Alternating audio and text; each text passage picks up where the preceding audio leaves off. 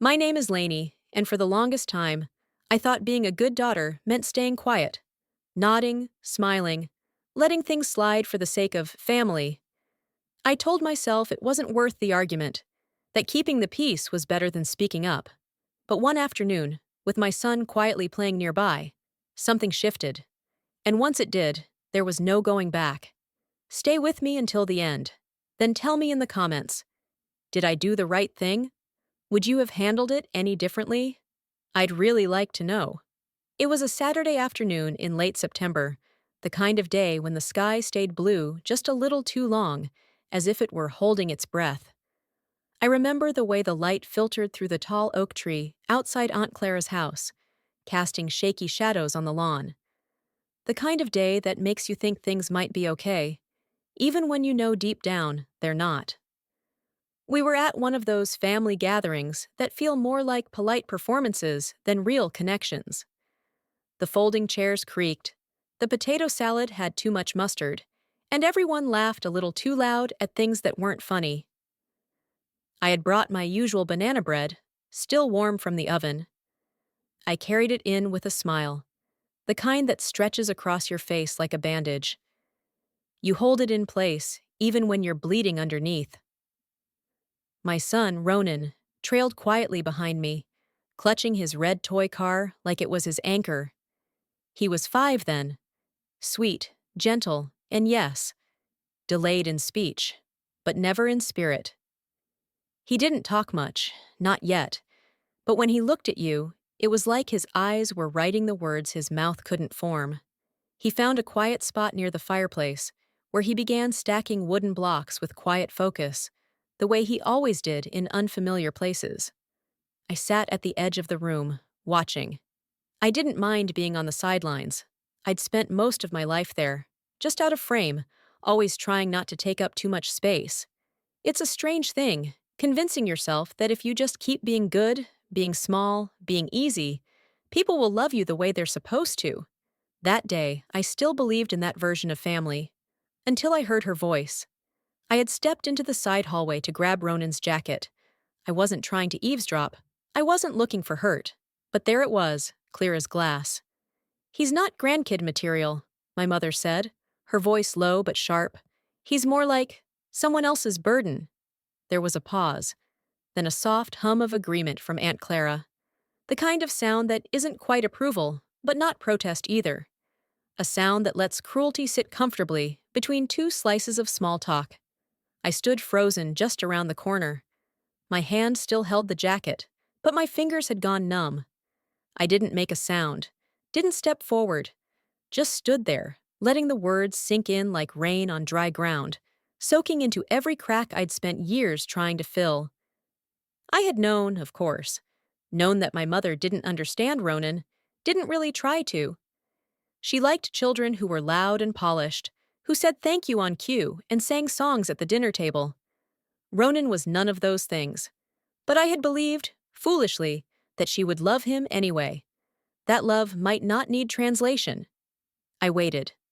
For an apology. For even the faintest flicker of regret when I stepped into view. But when I walked back into the room, she just smiled thinly and asked if I wanted to take some coleslaw home. Like nothing had happened. Like she hadn't just reduced my child to a burden in front of someone else. Like I hadn't heard. I smiled back. I helped clear the plates, wiped down the counter, laughed when someone made a joke about gas prices. I even hugged her goodbye, the way I always did, pressing my cheek against hers and pretending I didn't feel like disappearing. But something inside me shifted. I didn't cry in the car. I didn't scream into my pillow.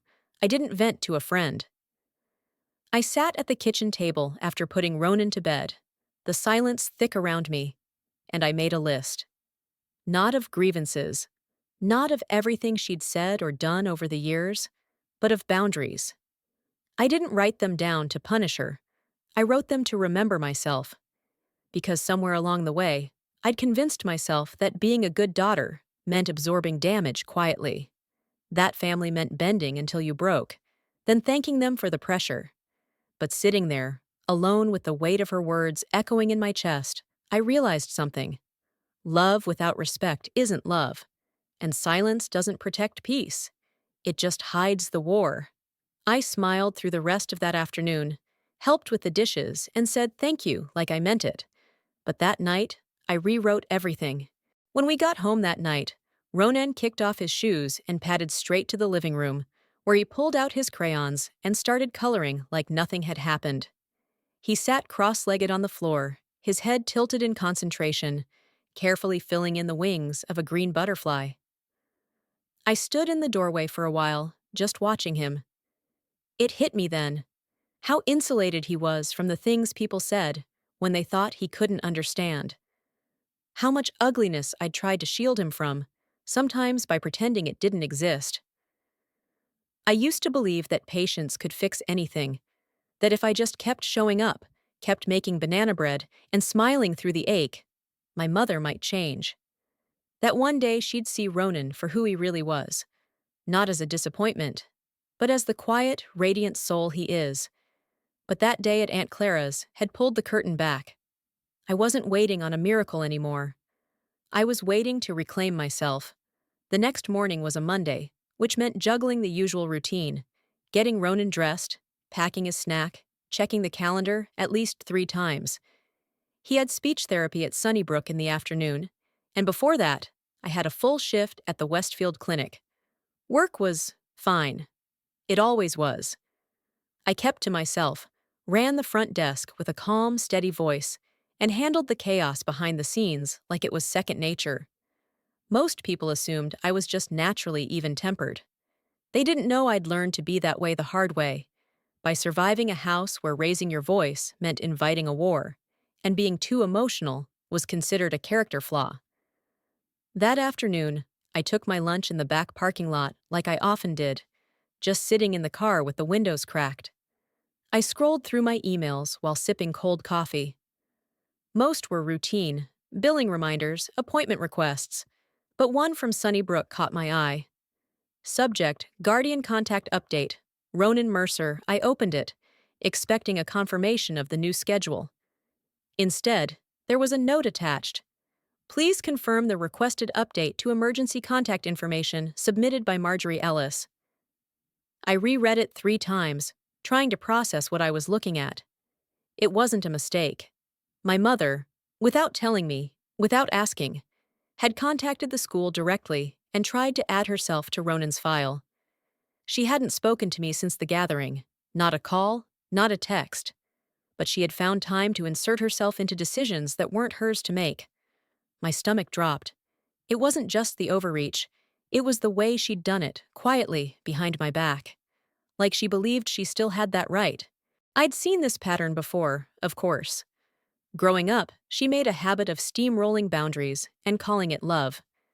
She'd show up to my college dorm unannounced, open my mail, make decisions about my finances for my own good.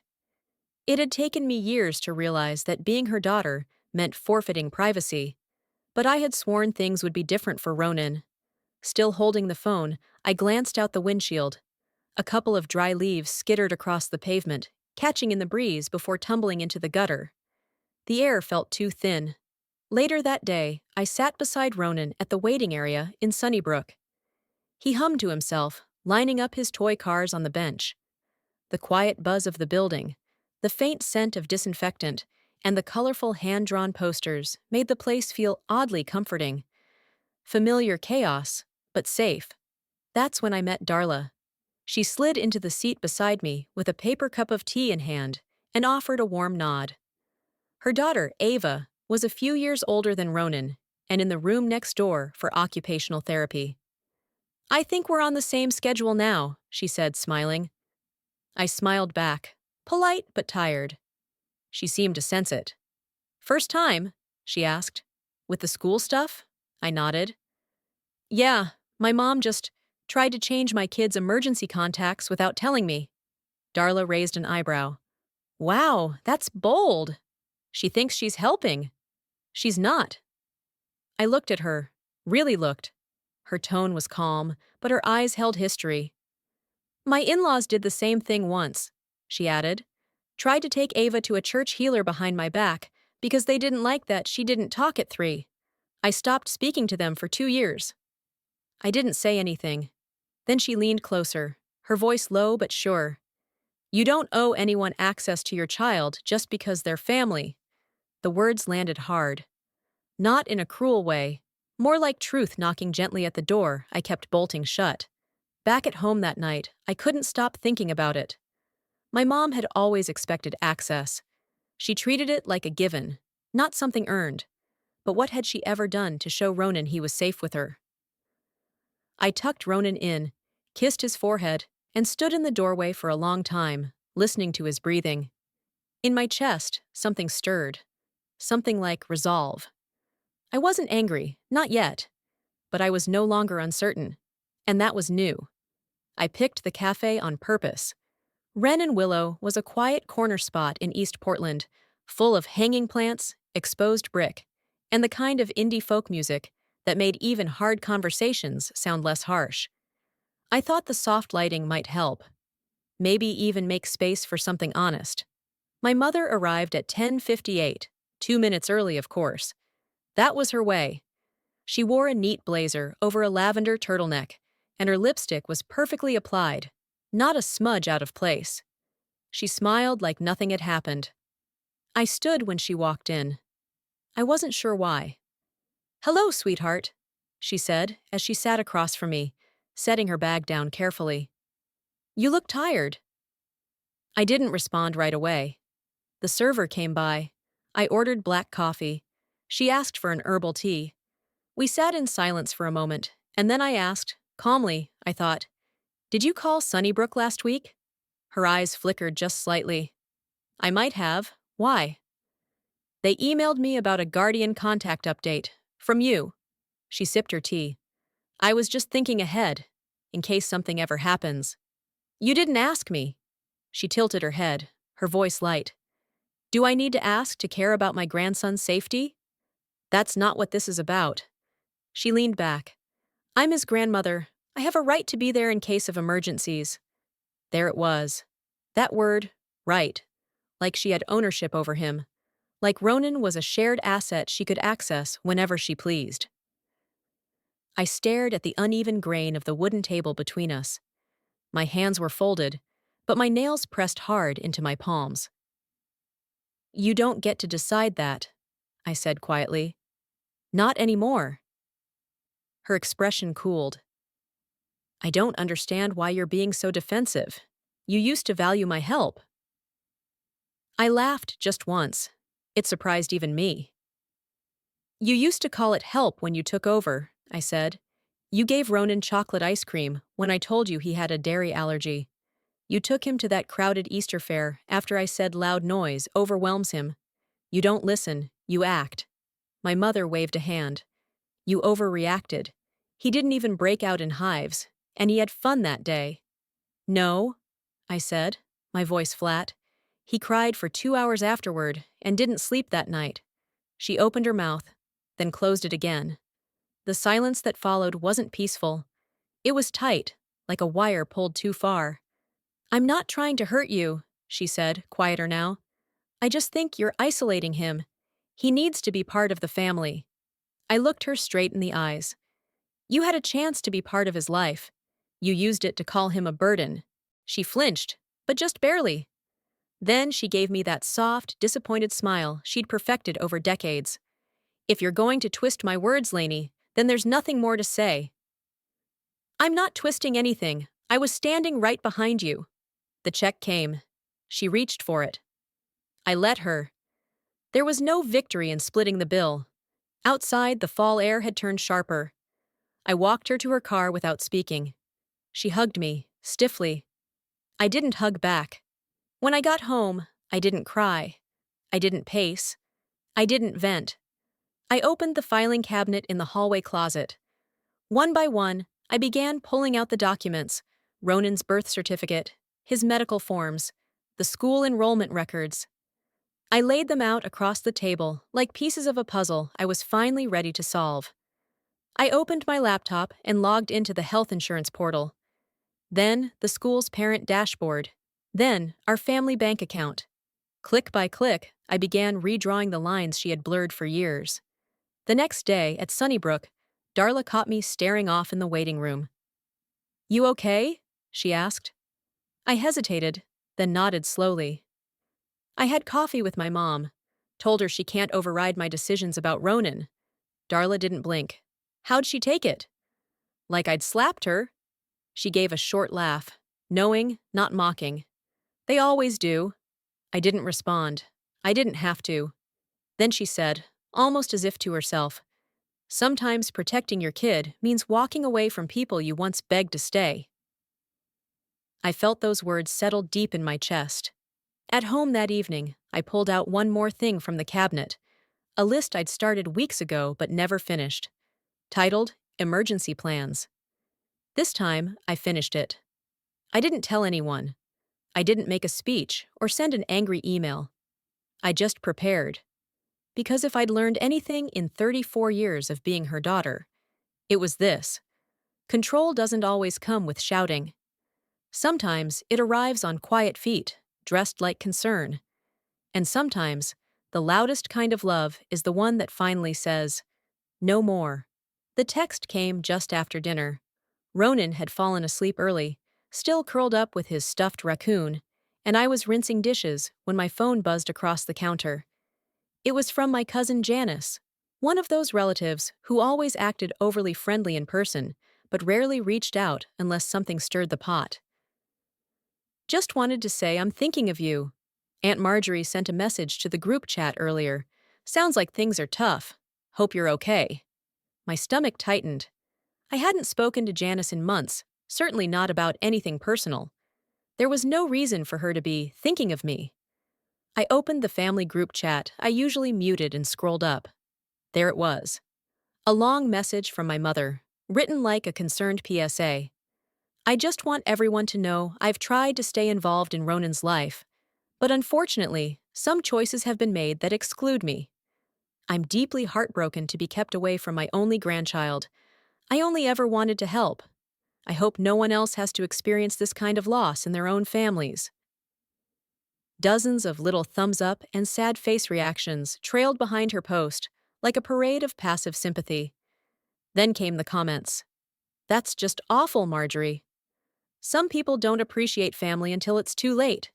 And the one that stuck with me the most, from Uncle Ted.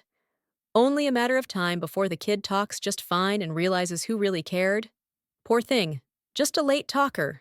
Doesn't mean you lock out the whole family. That one knocked the breath out of me. Just a late talker. As if that was all Ronan was. As if his voice, or lack of it, defined his worth, or my right to protect him. I turned off the faucet, wiped my hands on a dish towel, and sat down hard at the kitchen table. My phone lay face up in front of me like it had betrayed me, even though it had only delivered what was already in motion. It wasn't just my mother. It was the whole performance, the way family leaned into loyalty when what they really wanted was control, the way they painted you as ungrateful the moment you stopped letting them step all over you. For years, I was the good daughter, the one who showed up, kept her mouth shut, never made a scene. But I saw it now for what it was. I was only good when I was easy. And now that I wasn't, I was selfish, difficult, cold. The villain in a story someone else was writing. The next morning at the clinic, I tried to focus, but my head felt foggy. I was halfway through scheduling appointments when my supervisor, Pam, knocked lightly on my cubicle wall. You got a minute? I nodded. She sat across from me, holding a notepad and a hopeful smile. We've been watching how you handle the intake system, the patient records. All of it, she said. You've kept this place running through some real chaos, and it hasn't gone unnoticed. I blinked, unsure what was coming next. We're opening up a lead admin position. It's part-time management, part-time your usual role, but with a raise in benefits. I think you'd be great at it. You don't have to decide now, but think about it. I nodded again, slower this time. Thank you. It should have felt exciting, but instead, I felt something unfamiliar. Hesitation.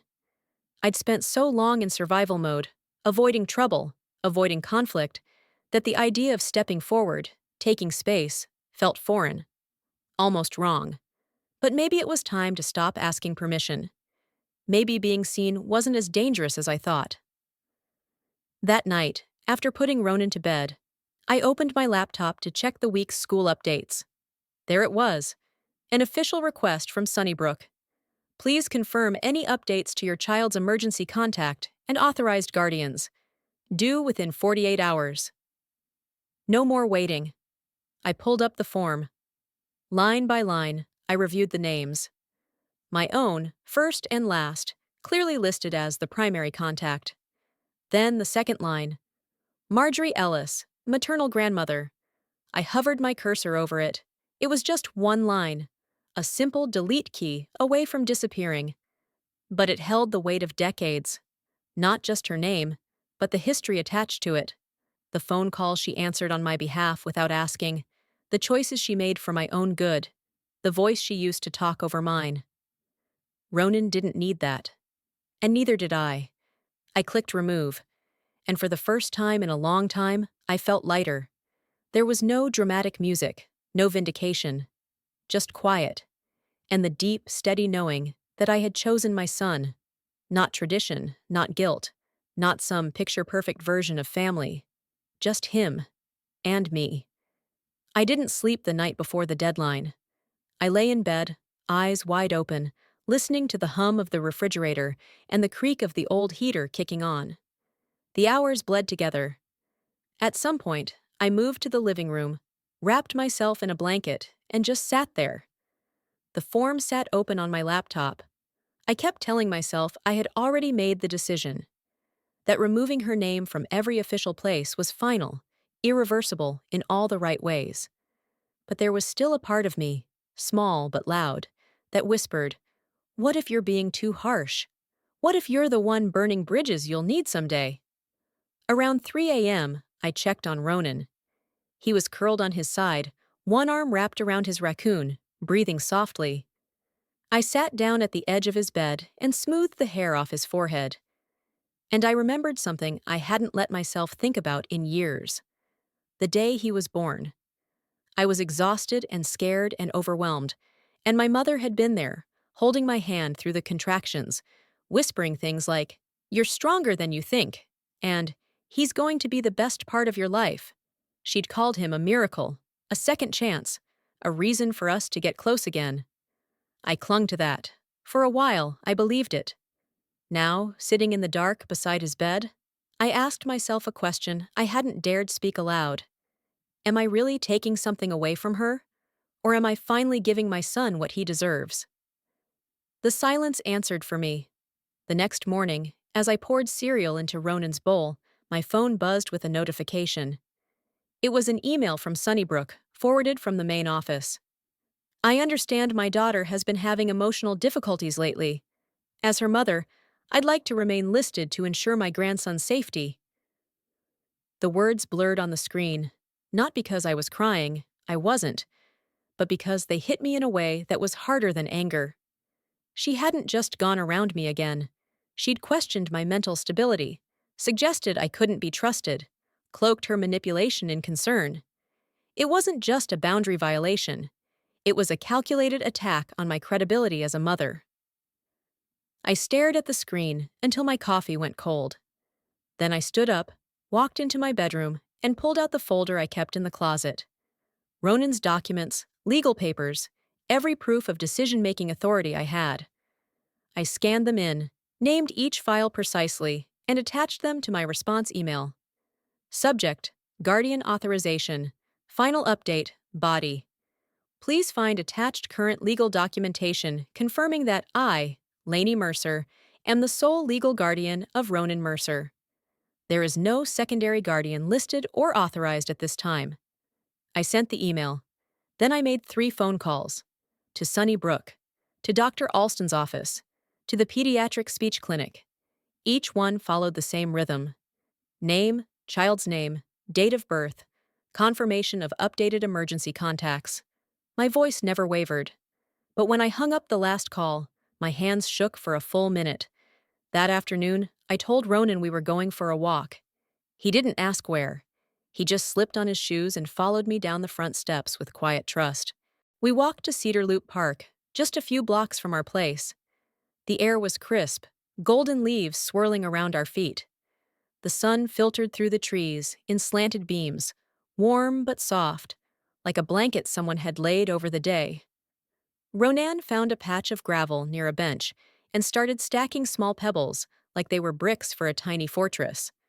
I sat nearby, letting the wind tug gently at my sleeves, breathing in the silence that wasn't empty. He didn't speak. He didn't have to. Every time he picked up a pebble, turned it in his palm, and placed it carefully on the growing pile, it felt like a wordless sentence I understood better than any conversation I'd had all week. He didn't need to talk to show me he was safe. He just needed me to finally choose him, fully, without apology, without looking back. And for once, I did. It was a Tuesday in late November, the kind of gray Portland day where the clouds didn't roll in, they just settled and stayed, like they'd forgotten how to move. I'd just finished folding a load of Ronan's laundry, tiny socks, soft t-shirts, a hoodie with dinosaur ears on the hood, when I heard the knock. Not loud, not rushed, just soft, intentional. I froze. Delivery drivers knock fast, neighbors knock twice. This was neither. When I opened the door, there she was, my mother, holding a paper bag in one hand like it was a bouquet of roses. Same coat I'd seen her wear since I was in high school. Same purse, same tight-lipped half-smile, the one that always felt like it was halfway between affection and calculation. "I brought your favorite," she said, lifting the bag just a little. "Maple walnut scones. From that bakery you used to love near the hospital." She said it like we were picking up a conversation from yesterday. Like weeks hadn't passed since the last time we spoke. Like there hadn't been silence thick enough to cut with a knife. I didn't answer. I didn't step back either. "Can I come in?" she asked. I let her in. Not because I wanted to reconnect. Not because I thought we'd find common ground. But because I needed to say things I'd never said. Not in a hallway, not in a text, not secondhand through the school. She walked in like it was still her house. Like the pictures on the wall were hers to glance at. Like she didn't notice the quiet resistance in the way I stayed standing. She placed the bag on the kitchen counter and turned to face me. "I know you've been upset," she began, smoothing the front of her coat. "I thought maybe we could talk. Just us." I didn't offer tea. I didn't even move toward the table. I just leaned against the counter and waited. She looked at me the way she used to when I was younger, like she was trying to decide whether to scold me or soothe me. "You're trying to erase me," she said after a moment. "Is that what a daughter does to her own mother?" The line hit its mark, or tried to.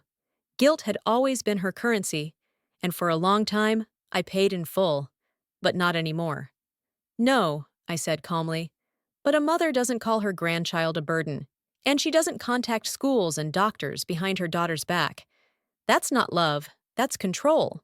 I saw something shift in her face, just a flicker, a tiny crack in the carefully composed surface. "I only did that because I was worried," she said. "You've been overwhelmed. And when I don't know what's happening, I get anxious." "That may be true," I said, "but that's not an excuse. That's a pattern, one you've used to justify things that should have never been your choice." She blinked fast, eyes starting to shine. "I was scared, for him." "No," I said, shaking my head. "You were scared of losing access. There's a difference." Her breath caught. I didn't soften. That reflex, to rush in, to apologize, to absorb, was gone.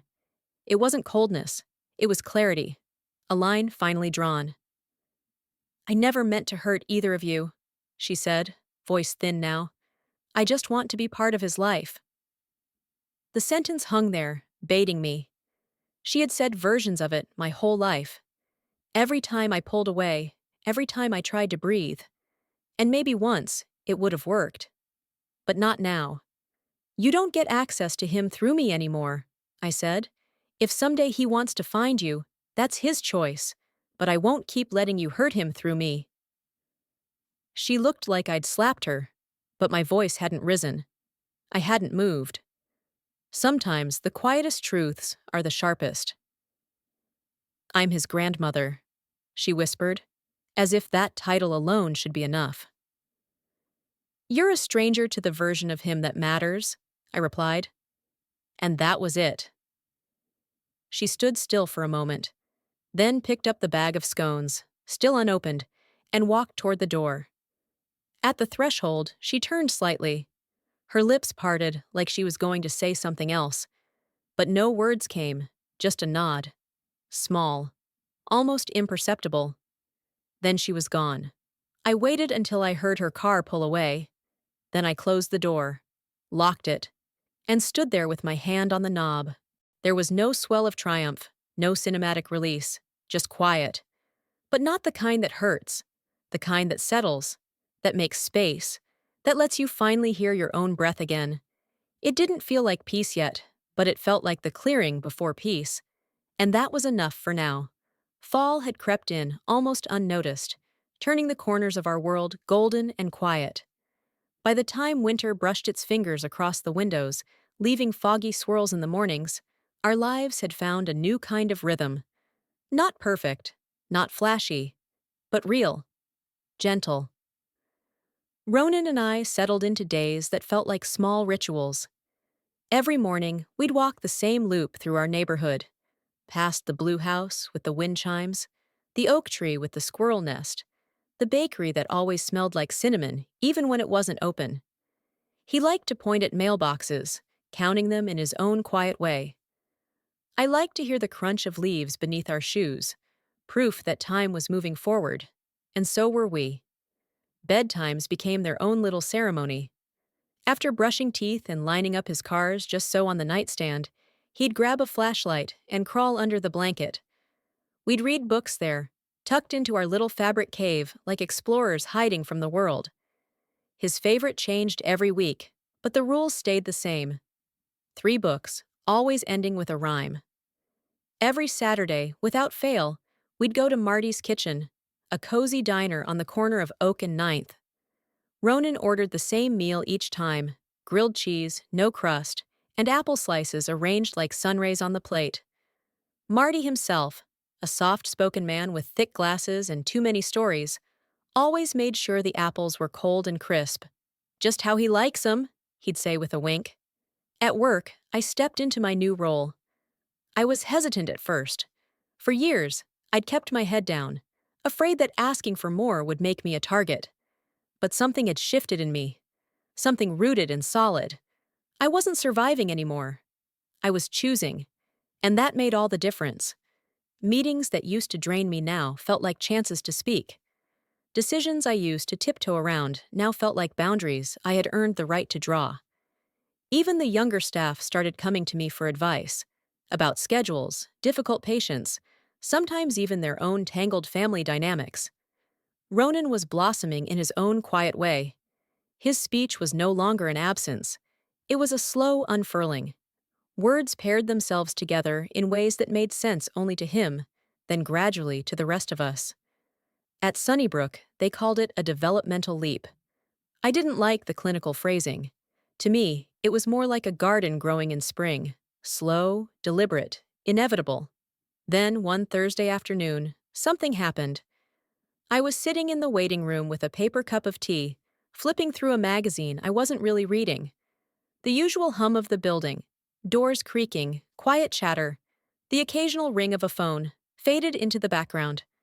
Then I heard it. His voice, soft, clear, steady. I think I can.